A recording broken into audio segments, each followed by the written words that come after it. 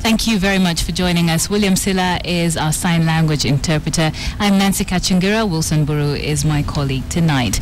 Now, President Uhuru Kenyatta has suspended the Ethics and Anti-Corruption Commission Chairman, Mumo Matemu, and Vice Chairperson Irene Kano, pending a tribunal hearing over integrity concerns that have been raised against the two. Transparency International has expressed concern that the move would expose the anti-graft body to legal challenges over grafts cases that it's been pursuing and derail the war on corruption.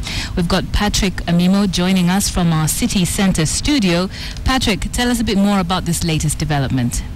Mumo Matemu and Irene Kano's suspension came a day after the National Assembly passed a motion to kick the two out of Integrity Centre following a successful public petition by lawyer Geoffrey Oriaro. A statement by State House spokesman to media houses states that Matemu and Kano are suspended from undertaking all functions and duties of those offices with immediate effect, pending the outcome of the tribunal, which will be set up in accordance with the law. State House says the suspensions will not hinder the work of the Commission, arguing the Commission remains constitutionally established and operational.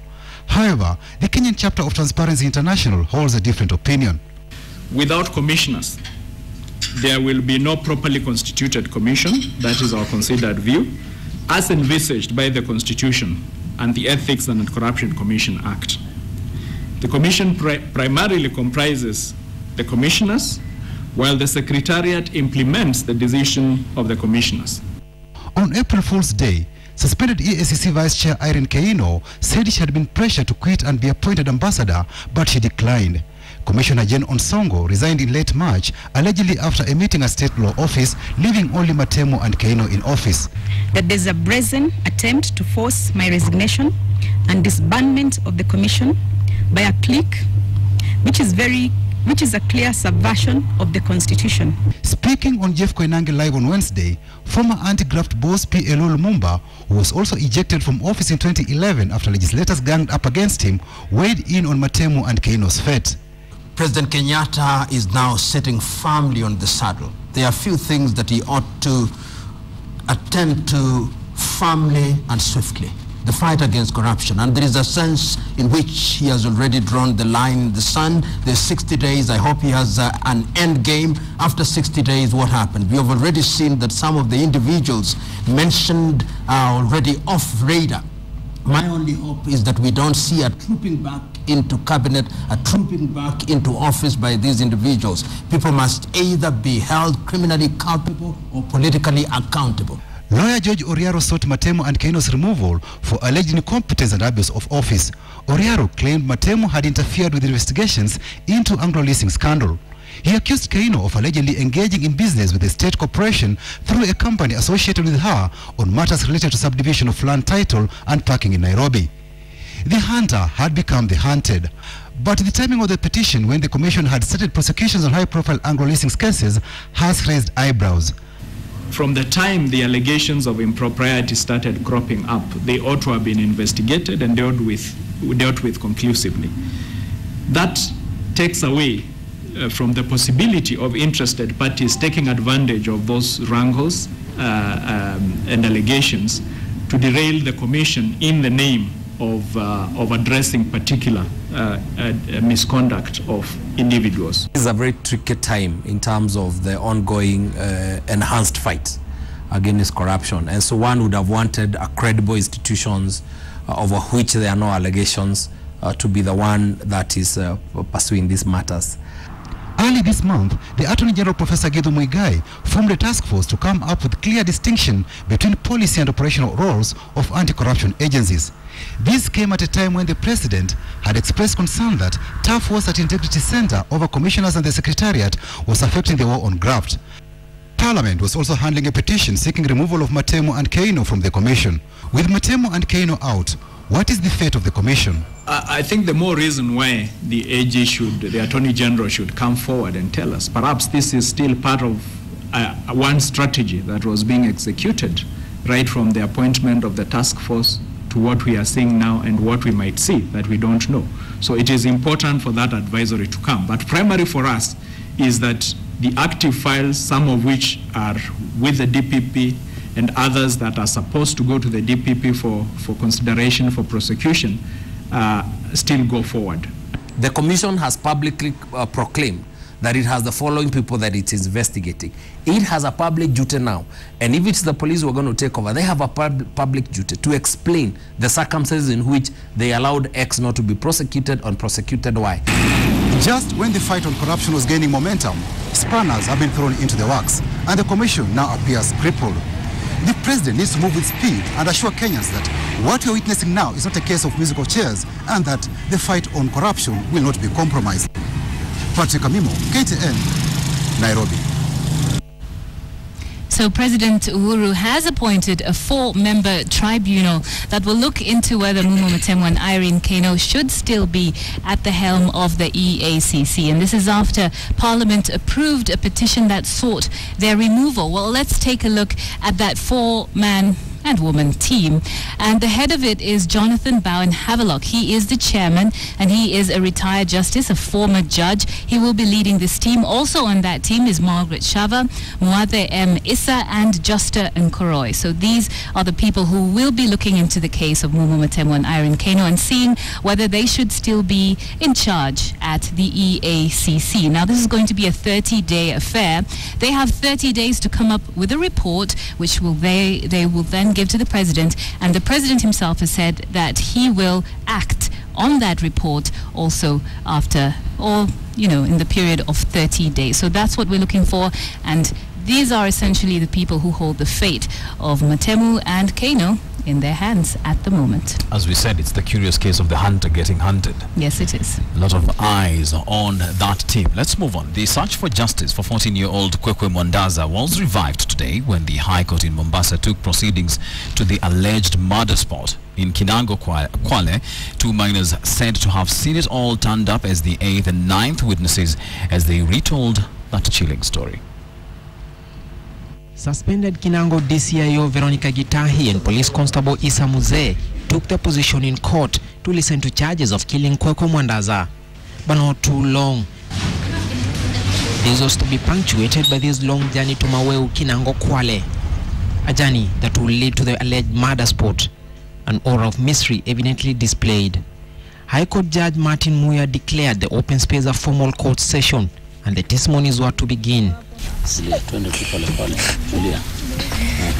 Tukaamka akatoka akasema, akaja hapa kwa varanda akasema nataka nini hapa ndani, kama ni mjomba hayuko, yuko kazini.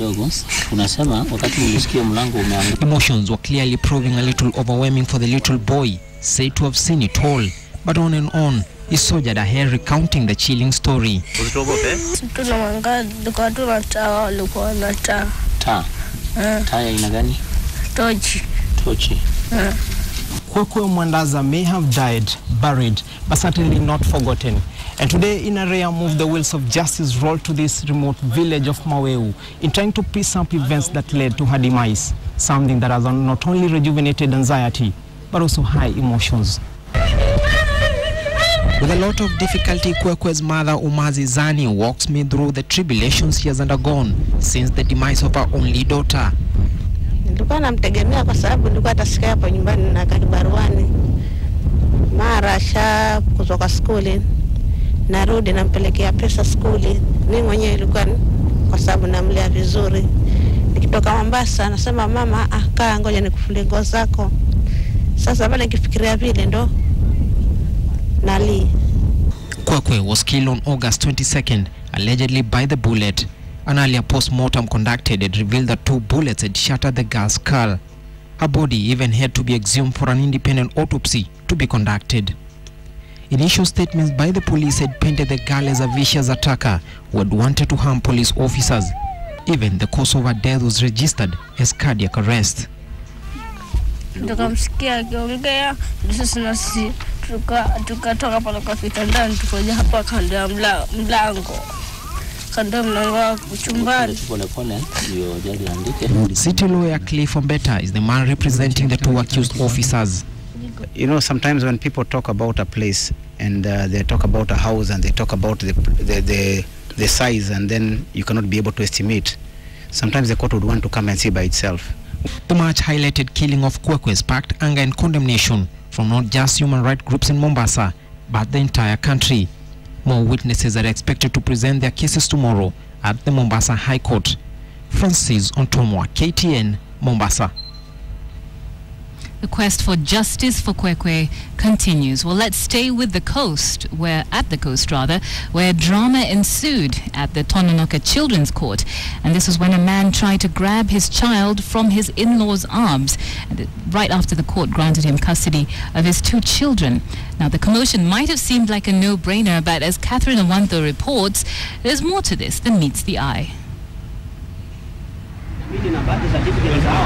Tononoka Children's Court is an otherwise peaceful place. That is until this afternoon when Derek Simiu caused a commotion demanding that his sister-in-law give him back his children.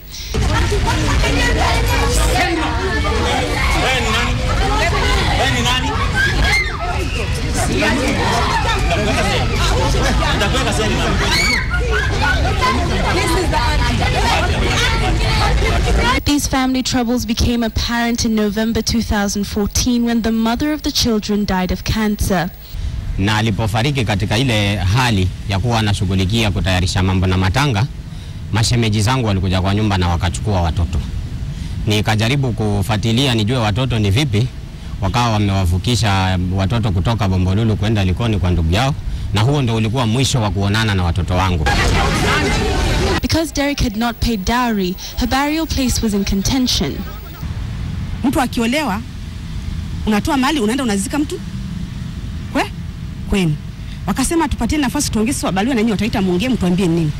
Wakati tulibaki wataita, wabaliwa walipotoka, hawakuja kusikiza tumesema mahari ni pesa ngapi, ni 1,000 ni 2,000, hawakusikiza. Wakasema juu mmebeba gharama ya dada yenu, haina haja mahari, nendeni mkazike mwili Taita.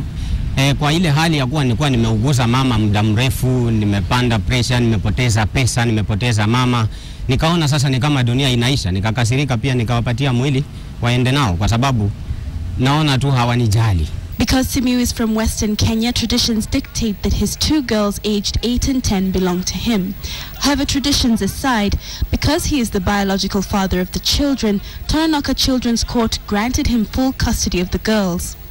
Na ikanipatia barua nipelekee mashemeji zangu wanipatie watoto. Nilipofika huko hawakuipokea, nikarudi nikaelezea koti, kanisaidia, wakanipa barua ya pili nikawapelekea, hawakunipa watoto. Sasa nikaja nikaomba koti waletwe kwa lazima, waje waseme kwa nini hawataki kunipa watoto na hawataki kuja kotini baada ya kuwa kupewa nafasi ya kusikizwa pia hawakuja. What, however, had a lot of people here wondering was why one of his daughters did not want to go home with her father, and yet she has only lived with her auntie for 7 months. Watoto wakienda nao, sisi hatutawaona. Unaona? Sasa sisi tunataka tuingilie kati tujue watoto watakaa vizuri, sisi tukae free ama yeye akae free, tujue hivi. Unaona? Jue hivi na sasa kama sasa angekimbia nao tungewaona tena. Watoto siachi mtoto wangu. Nikitoka hapa naenda Simoletewa Central ama nyumbani na watoto. Mwacheza. Yaani leo anaenda watoto. After the drama, the Children's Court ordered that the children stay in a children's home until the 30th of April until it decides who will take the children home. Catherine Omwando, KTN. It's a very extremely emotional subject, this one. Yes, and very dramatic scenes there, which I guess are understandable on both sides. Which brings us basically to a big question tonight, and we are asking you, are the in-laws justified in taking the man's daughters for lack of bride price? Do you think the in-laws are justified in taking the man's children for lack of bride price? Now, Wilson, it does seem as though we're getting interesting stories about, with the bride price being a central tenet of them. You'll remember recently a woman was forced to refund yes. the dowry. Yes. So it's definitely something that's taken very seriously. We'd like to get your thoughts tonight. Please go ahead and tweet us at KTN News KE or at Kachungira and at Wilson_Mburu. You can also send an SMS to 22155. Start with a yes or no so that we can have a poll result for you later on about this very, very dramatic story. Now, President Uhuru Kenyatta has met leaders from northeastern Kenya as the 1 month deadline by the leaders to name radicalized youth, supporters and financiers of the Al-Shabaab draws ever so close. Details of the closed-door meeting remain scanty, though. As Rita Tinina reports, the meeting was held as the Inspector General of Police Joseph Boynet sent new police chiefs to Garissa and appointed detectives to investigate the Garissa attack. It's been 19 days since northeastern leaders announced a 1 month self-imposed deadline to release names of radicalized youth suspected to be members of the Al-Shabaab militant group, their financiers and supporters of terror activities in the country. With 12 days to go, the northeastern leaders met President Uhuru Kenyatta at State House, Nairobi, in a closed-door meeting. The meeting came as the Inspector General of Police, Joseph Boynet, appointed a team of 5 detectives to investigate the 2nd of April attack on the Garissa University College.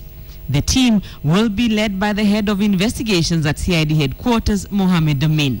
Ngatia Iregi, Lydia Ligami, Bruno Socio and Jason Moria are members of the team. The team will try and establish, among other things, why security agents in Garissa failed to prevent the attack after being forewarned about an impending attack.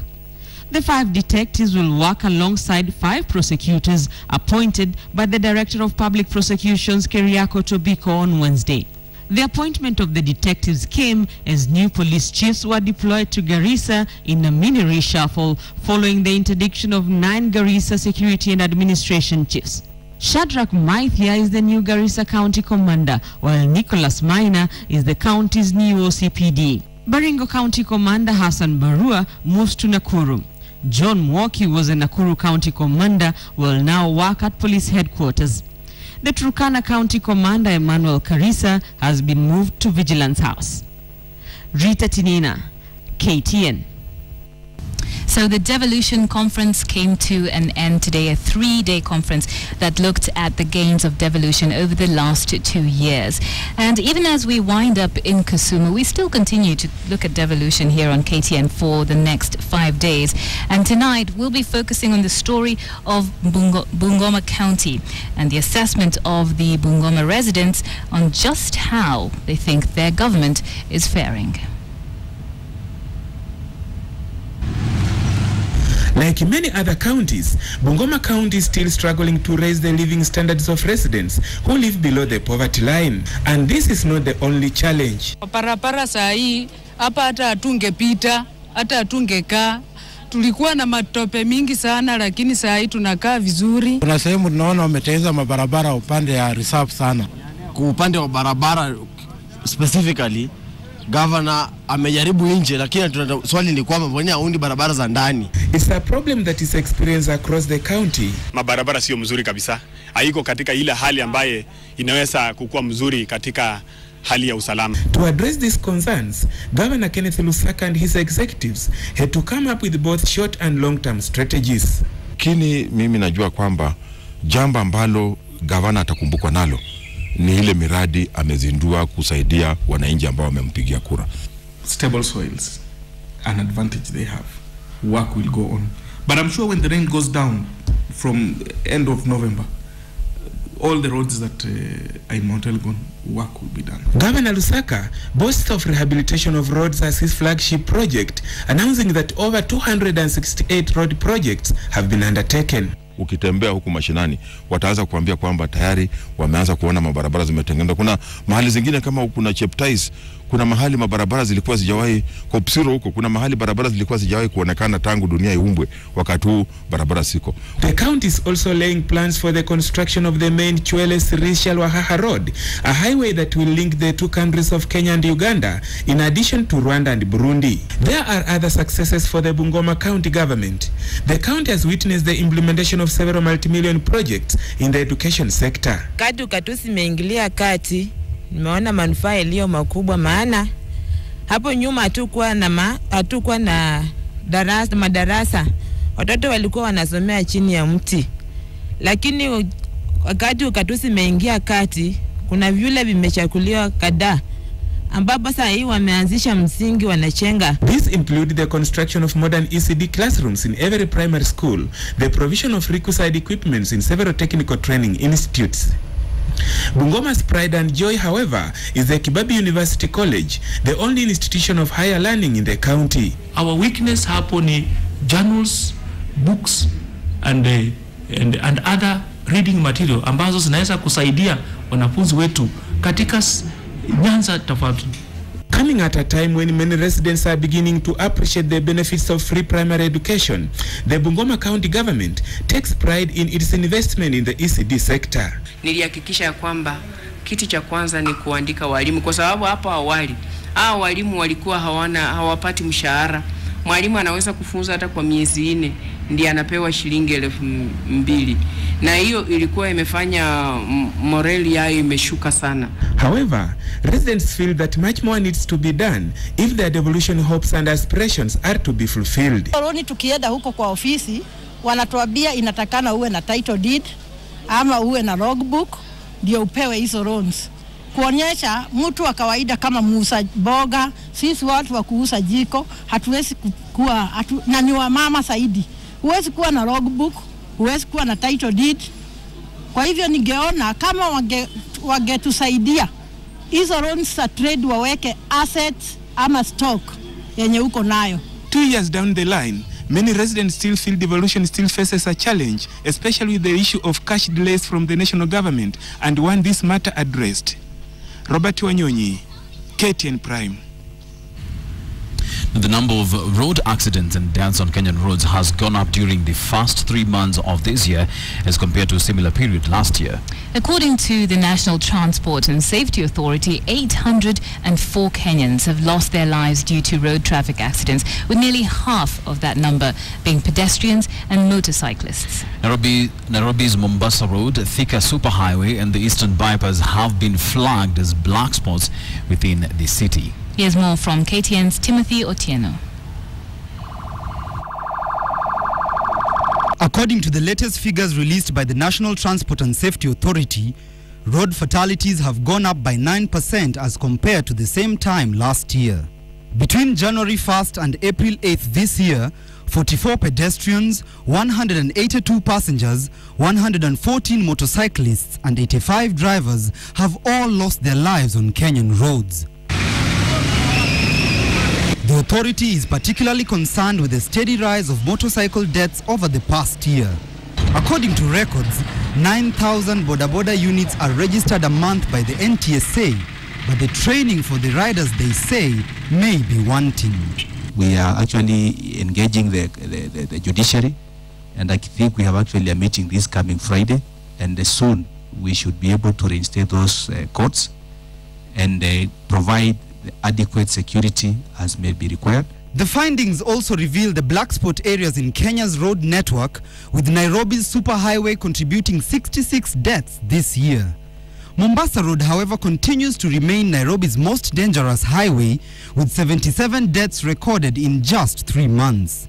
Other black spot areas include the Nanyuki to Isiolo junction at Subuiga, the Molo GSU camp and Salga intersection, the Gucha bridge in Nyanza, and the Wundanyi Mwatete road section at the coast. Traffic Police Commandant Charlton Muridhi attributes the slight increase in fatalities to overspeeding and incompetence on the part of drivers. There is a lot of impunity on our roads, either by motorists themselves, the drivers, they don't have respect for the pedestrians, or the pedestrians themselves have no respect or little respect for the motorists. The commandant has promised a raft of measures will be put in place to reduce road carnage, including deploying more traffic police for night shifts, a time that records the highest number of road accidents in the country. Timothy Otieno, KTN. Some shocking figures there. People need to be very careful on the roads. And the National Youth Service today held the biggest ever pass-out parade in Kenya's history, with 10,736 men and women graduating in Gilgil. President Uhuru Kenyatta, who officiated the ceremony, said that young people from poor backgrounds had managed to claim their position in the nation building project. NYS intake has been expanded, seeing at least 20,000 a year from a year from 4,000 recruits a year. In 2014, the National Youth Service was given an expanded mandate in its program to empower young people.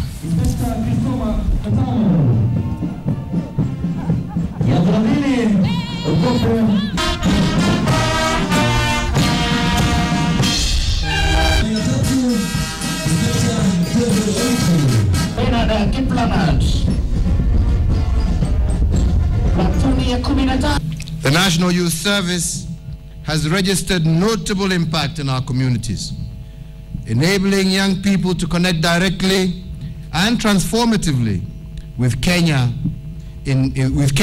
in need of service. The empowerment projects in Kibera, Mathare, Mukuru kwa Jenga, Korogosho, Kiandutu in Thika, Nyalenda in Kisumu has enabled over 18,000 youth to obtain gainful employment.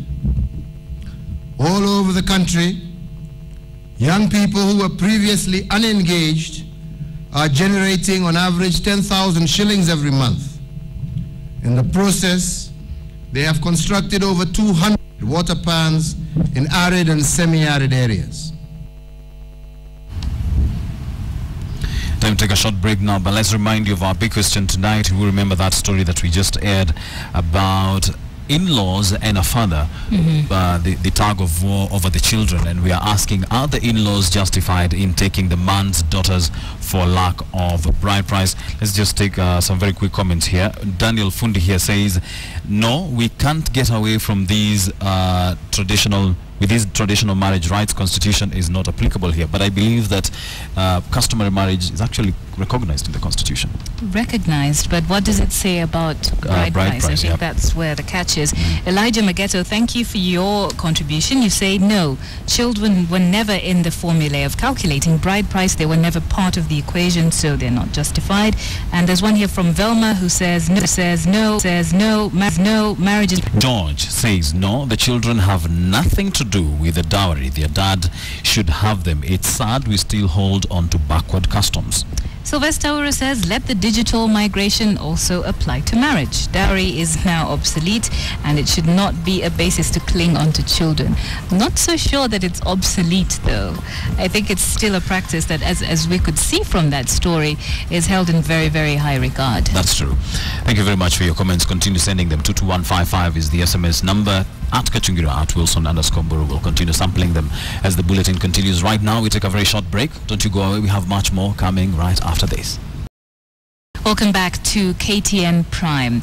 Now, the mention of the name Somalia evokes painful images of violence, suicide bombings, and other acts of terror in the minds of many Kenyans.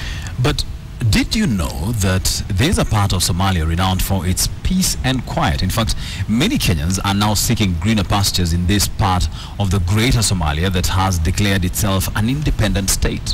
Tonight, KTN's special correspondent Alex Chamada reports from the heart of Somaliland on daring abroad.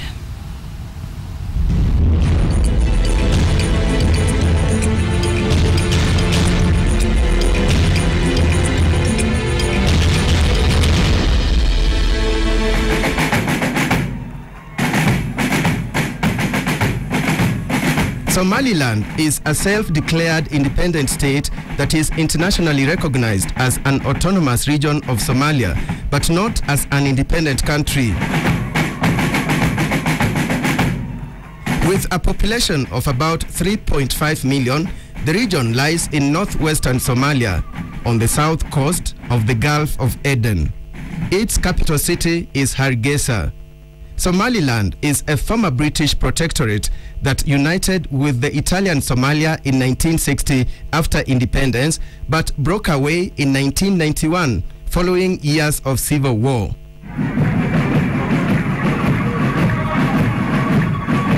It conducts its own elections and celebrates its independence every 18th day of May. The current president is Ahmed Mohamed Mohamud Silanyo. Now, many Kenyans would frown at the thought of living in any part of Somalia, doing business or working there. Our commitment and also the contribution. But there are Kenyans who have found greener pastures in Somaliland, that some observers refer to as the oasis of peace in a region that is jinxed with violence and terror. Charles Wangila and his fellow young Kenyan entrepreneurs have exported their skills in bread making to Hargeisa City. They are currently employed, but they have a bigger dream of running their own business. Talk of daring abroad, and a few meters away is a herbal clinic owned by a young enterprising Kenyan who says unemployment in Kenya and stiff competition in his profession pushed him beyond the borders. Yeah, I first of all went to the Ministry of Health, and since they say that they don't register herbals, but they encourage the herbals, I later went to the Ministry of Religion and Culture, and they gave us a business license to go on. Somaliland is a semi-desert region which depends on livestock trade and remittances from abroad as some of its economic pillars. And do not be surprised, a veterinary school that is partly funded by the European Union, known as IGAD Sheikh Technical Veterinary School, is headed by a Kenyan. It's addressing issues that are related to the IGAD region, particularly the dryland areas. We have quite a number of also students that we have attracted from Kenya. Water was key in determining where this plant would be located. You also find a Coca-Cola production facility worth about 2 billion Kenyan shillings, the country's single biggest investment made by the Somaliland beverage industries. The facility's supply chain manager is a Kenyan. CO2 is one of our key ingredients. So we store the CO2 here in liquid form, but the CO2 is not manufactured here, we import it. We've been importing at the beginning of the plant from Belgium, but we have changed recently, we are buying from Kabaseed, Kenya. Shift to the education sector and you will not miss other daring Kenyans. Golis University, one of the region's best higher learning institutions, has partnered with some of Kenya's universities like Kenyatta University and Jomo Kenyatta University of Agriculture and Technology to quench the education thirst of young Somalilanders. The institution has employed at least 5 Kenyan lecturers. It will be very difficult for our students, our graduates, to get jobs outside because the country is not recognized, and nobody will recognize a degree from this university. That's why we saw it fit to go for collaboration. And the first place that we decided to go for collaboration is Kenya. We want to be like them, and the only way we can be is if we work with them and copy their quality, bring it back here. There are various categories of Kenyans who work here. A majority of them, statistics indicate, work for international agencies. Others come here to work as professionals, for example, teachers and doctors. Then there are those who come here as consultants for the government. When people hear Somaliland, they think it is Somalia. No, Somaliland is a different state. Very peaceful indeed. And when I came here and looked at the people, they are very good people. They want to learn.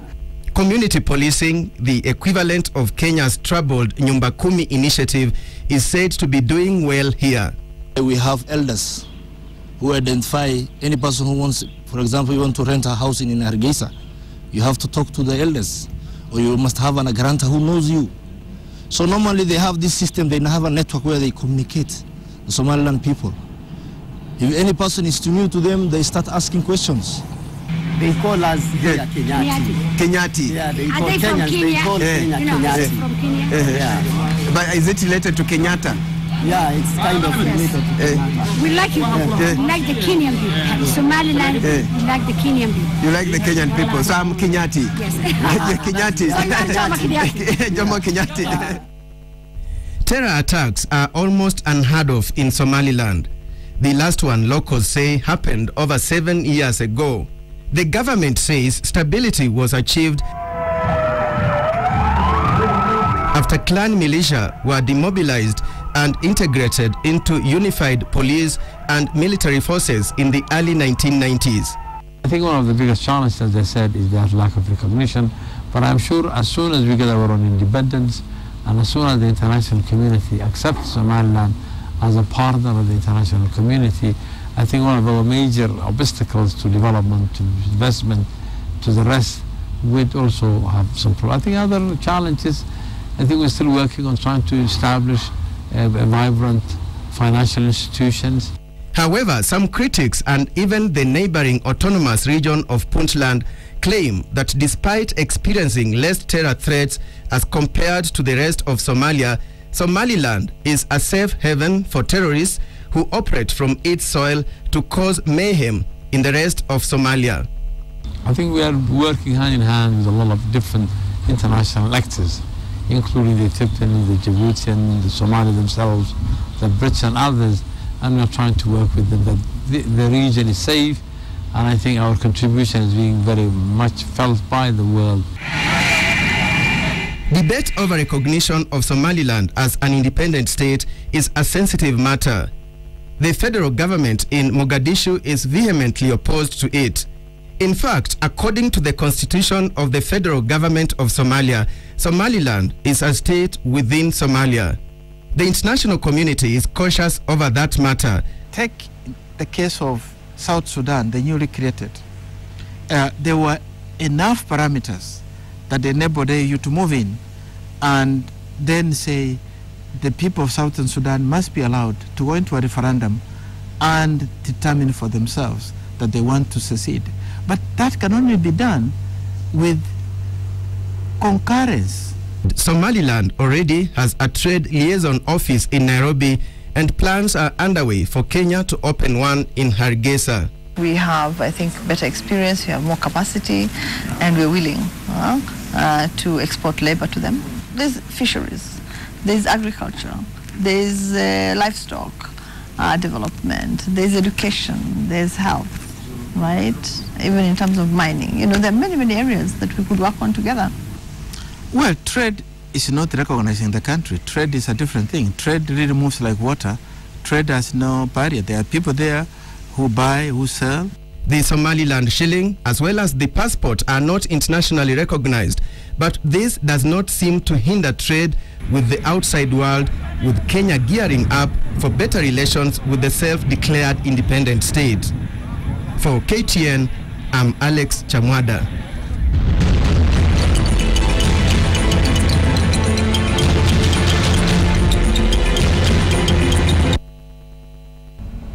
Welcome back, and it's now time for business news.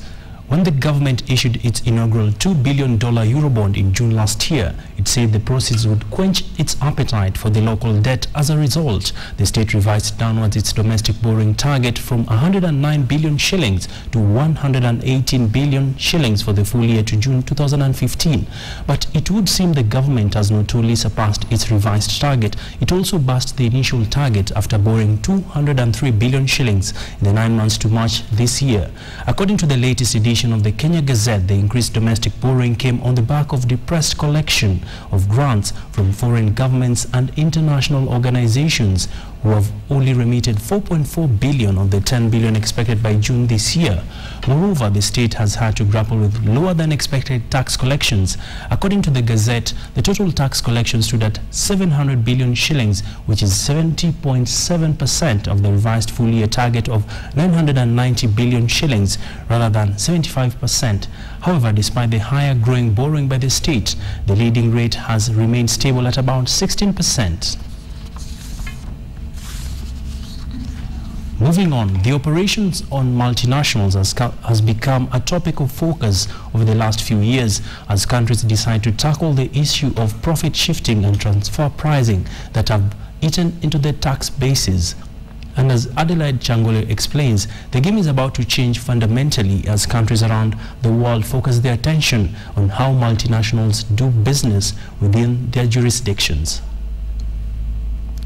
The presence of multinational companies in any country is usually cited as a positive sign, evidence of that economy's progressiveness and development. But these companies have earned a dubious reputation over the years, owing to the perception that they play the system and thereby get away with not paying their due share of taxes. The Revenue Authority here has been upfront in terms of saying that multinationals in this country are fleecing us they are just taking money out of this country. For Kenya specifically, the US-based international financial watchdog Global Financial Integrity has put revenue leakages from this transfer of profits, a term referred to as transfer pricing, at 115 billion shillings over the last 10 years. The state of affairs has precipitated the drafting of transfer pricing regulations that could change how business is done globally as countries around the world move in to protect their tax bases from erosion. Governments are going to have a lot more information about what companies are doing, where they're doing it. So the transparency is a huge change. The country has introduced a transfer pricing legal framework and amended the Income Tax Act to be in line with the international best practices. We have done about 30 to 35 audits since 2009, and we've raised revenues of about 15 billion. The country is also clamping down on local subsidiaries that have been reporting losses in Kenya even while their parent companies are making huge profits. We have companies in Kenya who've been in operation for even 30 years, but they have never paid tax in Kenya. If really your business is not profitable and you're retiring trading losses, that the law has come to say that there is a limit to that. You can only make losses up to 5 years, and after that, if your losses are not utilized, you are forfeited and you have to start afresh. However, experts say the increased focus on multinationals, both within Kenya and globally, could result in double taxation as governments in different jurisdictions go after the same profits. This double tax problem is going to become more and more extreme because the same revenue is going to be chased by Kenya and the UK and China. This could hit some of the local companies that are setting up subsidiaries in some of the neighboring markets. And the experts have this advice for these firms. Whatever transactions we have with our related entities in the region, whether we expand into that, we'll also need to meet that test of arm's lengthness. Adelaide Changole, KTN Business. Well, the prices of houses have started the year on an upward trajectory, with apartments recording the highest jump in prices during the first quarter of the year. According to the latest housing price index, prices rose by 2.75% compared to the fourth quarter of last year. Here's KTN's Charles Gitonga with more details. Majority of Kenyans cannot afford to buy homes owing to the mismatch in the cost of real estate and the median wage in Kenya. And it would seem the trend is unlikely to change this year if the data from the Kenya Bankers Association is anything to go by. According to the latest housing index, the cost of properties was 2.75 higher in the first 3 months of this year than in the last quarter of last year. Of the different properties, apartments recorded the highest jump in prices owing to the onward rental income owners can generate from these properties. However, the price of bungalows and maisonettes remained stable as more developers pulled them down to put up apartments. The number of bungalows that could be available for redevelopment are fairly static, meaning therefore that as more redevelopments in that market segment continue happening, the number that is being available for sale in the market diminishes, and that tends to see a sense of softening in that end of the market. At the same time, specific house attributes and amenities continue to move the prices as buyers design comfort and security. Properties at strategic locations such as Mombasa Road, Kiambu and Naivasha, those with more than one floor, separate dining area, garage parking and more bedrooms recorded the highest price movements. Things like the size of the house, the location of the house, and parameters that talk about the security around where the house is built are some of the key drivers of the price movement that we've seen during the quarter. Beyond attributes, the cost of construction has been on the rise as property developers dig deeper into their pockets to pay for land, inputs and labor. Charles Gitonga, KTN Business. Interesting revelations there just about the property market. Well, it's now time to cross over and see how the markets perform. And on that note, that's all we had time for here on KTN Business. Let's do this tomorrow, same time, same place. My name is Abi Agina. Have a good night.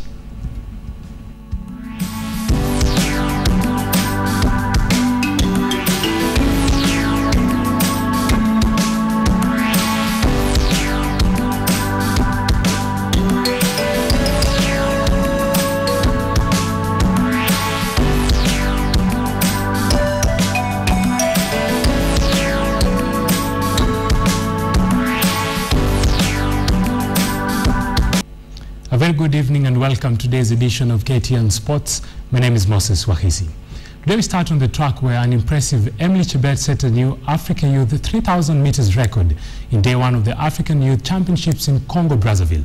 Emily finished the race 7 seconds clear the 9 minutes, 10.57 seconds record, which was previously posted by Daisy Chebogen in Nigeria in 2013.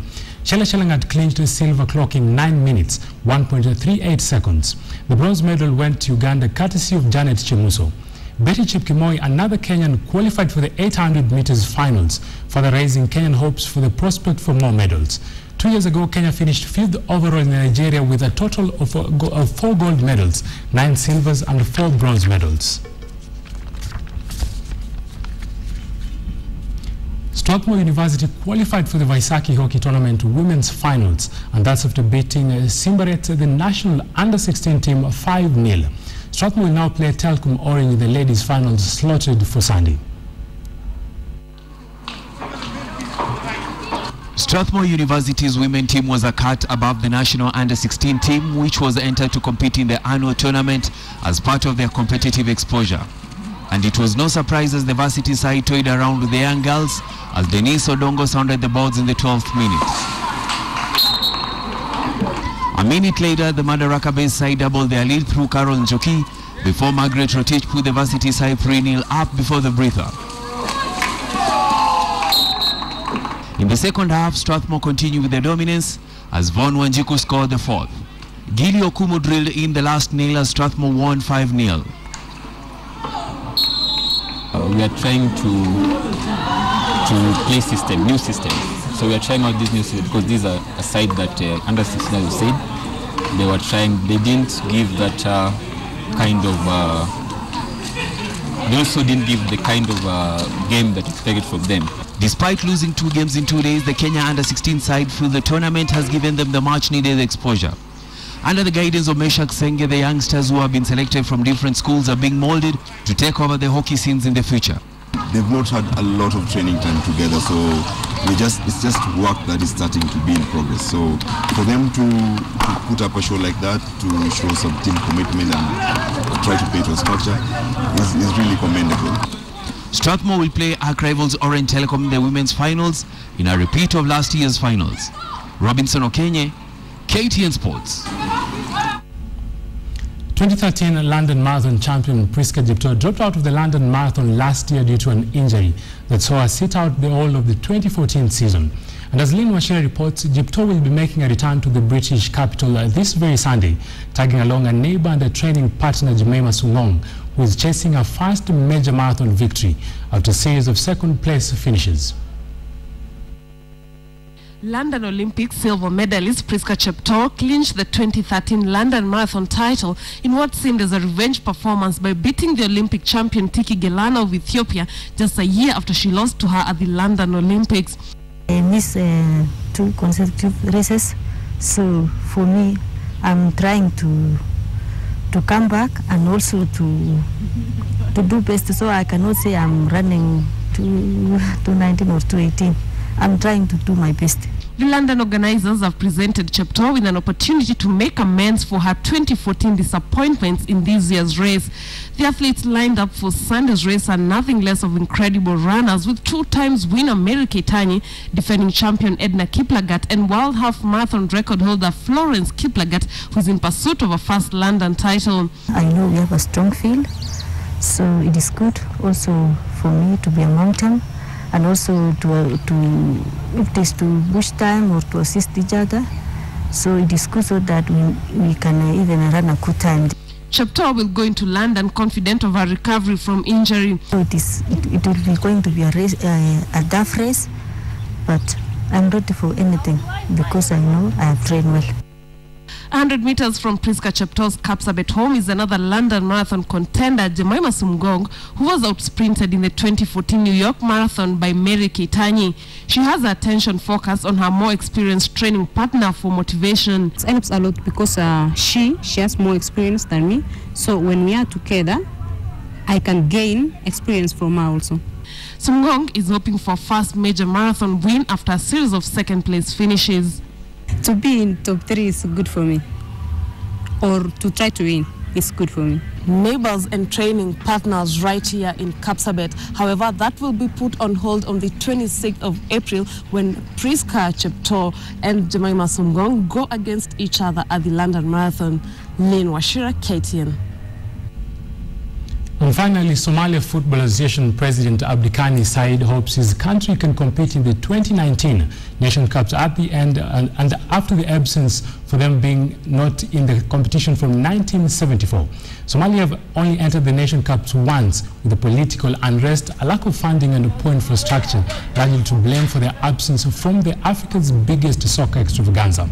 Along with Eritrea, they will not take part in the qualifiers for the 2017 edition, and those are the only two nations out of the 54 affiliated to the Confederation of African Football who are going to miss out.